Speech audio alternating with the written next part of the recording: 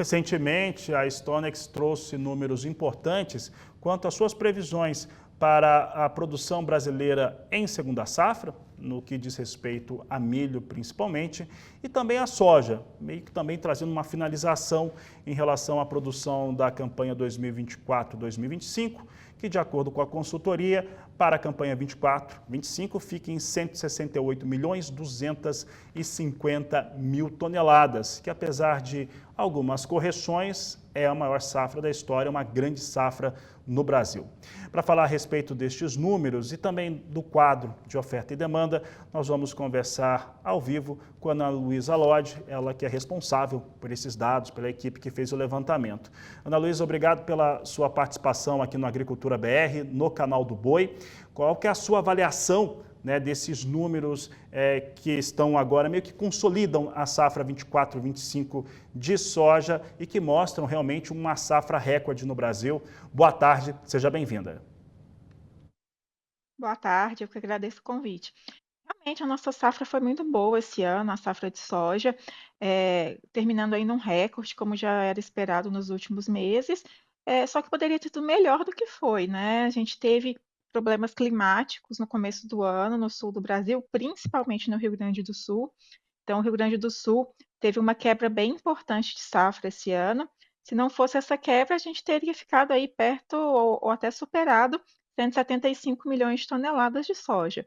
Mas, de qualquer forma, tirando o Rio Grande do Sul, de maneira geral, foi uma safra bastante positiva, com bons rendimentos e um resultado bem favorável.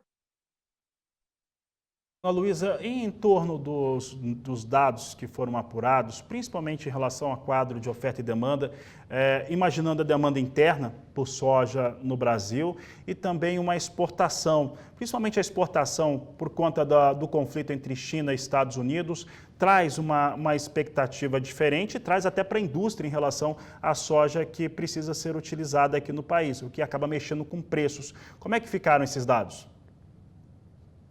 Olha, como a safra recorde, como a gente colheu esse ano, a tendência é que o Brasil também tenha uma exportação recorde, né? O Brasil, por mais que a gente tenha um esmagamento muito grande de soja, nosso consumo interno, tanto de farelo quanto de óleo de soja, é muito grande, a maior parte da nossa soja ela vai para o mercado externo.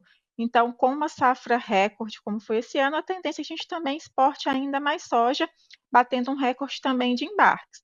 No caso do conflito comercial entre Estados Unidos e China, ele tende a reforçar a procura pela soja brasileira, mas tudo também vai depender dos níveis de possíveis taxações aí da soja americana pelos chineses, da época em que isso ocorrer, porque no momento atual é o momento do Brasil realmente exportar muita soja, então a gente ainda está no nosso pico de exportação.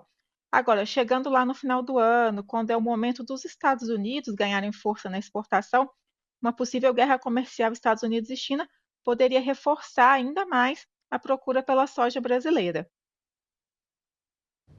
Ok, Ana Luísa, e o que nós temos hoje no campo, inclusive com alguma preocupação, já que a gente tem temperaturas mais baixas, bem mais baixas no Paraná, no Mato Grosso do Sul, inclusive parte de São Paulo, em relação à segunda safra de milho. Mas ainda que se tenham alguns focos de geada, pegam uma safra já bem desenvolvida no campo. E a estimativa da Stonex em relação a milho, segundo a safra, ficou maior. Como é que está essa apuração e as crenças em relação a essa produção de milho?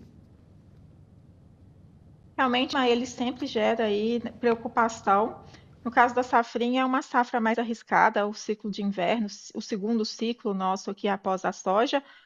Mas mesmo com essa questão do mais de frio, alguns pontos aí de ocorrência de geada, no geral, a gente está com uma perspectiva muito positiva para a segunda safra de milho. A gente aumentou a estimativa de produção de 104,3 para 106,1 milhões de toneladas só na safrinha, né, levando o total nacional, incluindo aí também a terceira safra, para 134 milhões de toneladas, porque os principais estados produtores de milho e safra estão com condições muito favoráveis, devendo registrar uma produtividade muito positiva esse ano. Por mais que o frio sempre traga preocupação, a gente tem que lembrar também do regime de chuvas, né? A gente tem visto chuvas ocorrendo até em junho em algumas regiões.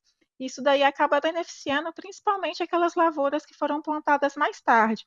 O grande problema da safrinha é faltar chuva, né? A gente tem quebras aí em anos que falta chuva em abril, falta chuva em maio, e no geral o regime de precipitação foi muito bom para a safrinha esse ano.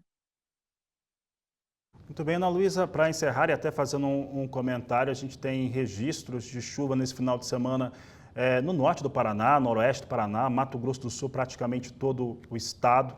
A gente tem essas informações que já chegaram aqui via a Climatempo.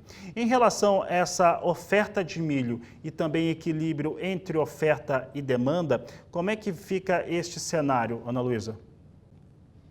Olha, a gente está realmente colhendo uma safra muito positiva. O segundo semestre tende a ser de exportações mais elevadas de milho, já que a gente exporta realmente ao milho da safrinha. Mas a gente tem que olhar principalmente para o mercado doméstico. A gente está com uma demanda muito aquecida de milho. Claro, o Brasil é um dos principais produtores mundiais de carne, de proteína animal, então usa muito milho para ração. Mas o grande destaque é o etanol de milho, que vem crescendo muito fortemente nos últimos anos, que deve continuar crescendo. Diante desse cenário de um uso de milho para etanol muito aquecido, a gente elevou o consumo doméstico total de milho de 87 para 89 milhões de toneladas, o que também é um recorde aí de uso interno de milho.